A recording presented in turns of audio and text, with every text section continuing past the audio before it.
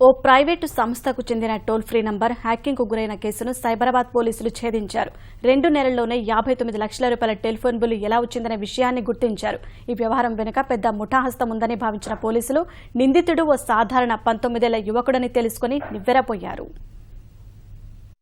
హైదరాబాద్ జీడిమెట్లలో ఏసీలు, రిఫ్రిజిరేటర్లు తయారు చేసే లాయిడ్ అనే సంస్థకు 6 నెలల క్రితం అనూహ్య పరిస్థితి ఎదురైంది. వినియోగదారుల కోసం ఏర్పాటు చేసిన టోల్ ఫ్రీ నెంబర్కు ఏకంగా 59 లక్షల రూపాయల బిల్లు రావడంతో ఆ సంస్థ యాజమాన్యం ఆందోళనకు గురైంది. గతేడాది సెప్టెంబర్లో 20 లక్షలు, అక్టోబర్లో 39 లక్షల రూపాయల బిల్లు రావడంతో కంగుతిన్న లాయిడ్ సంస్థ ఈ వ్యవహారంపై హైదరాబాద్ పోలీసులకు ఫిర్యాదు చేసింది. రంగంలోకి దిగిన పోలీసులు అన్ని కోణాల్లో దర్యాప్తు జరిపారు. టోల్ ఫ్రీ నంబర్ కోసం వినియోగించే ఈపీఏబీఎక్స్ కోడ్ కేవలం టెలికాం ఆపరేటర్లకు, సంస్థ ప్రతినిధులకే తెలుస్తుంది. అలాంటి ఆ వివరాలు మూడో వ్యక్తికి ఎలా వెళ్లాయనే అంశంపై పోలీసులు తొలుత దృష్టి సారించారు. కాల్ రూటింగ్ జరిగినట్లు గుర్తించి హ్యాకింగ్ చేసిన కంప్యూటర్ ఐపీ అడ్రస్ తెలుసుకునేందుకు ప్రయత్నించారు.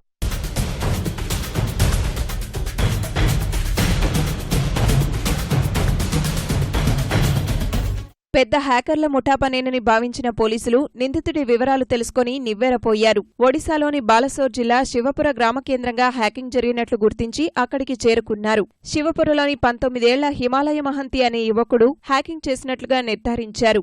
ఐటీఐ చదివిన పేద కుటుంబానికి చెందిన మహంతి కంప్యూటర్, ల్యాప్టాప్ లేకుండానే హ్యాకింగ్కు పాల్పడ్డాడు. చేతిలోని స్మార్ట్ ఫోన్ సహాయంతోనే లాయిడ్ సంస్థకు 59 లక్షల రూపాయల నష్టం చేశాడు.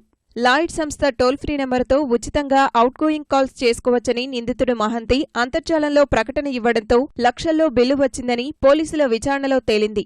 మహంతిని అరెస్టు చేసిన సైబరాబాద్ పోలీసులు అక్కడి కోర్టులో హాజరుపరిచి హైదరాబాద్కు తీసుకొచ్చారు.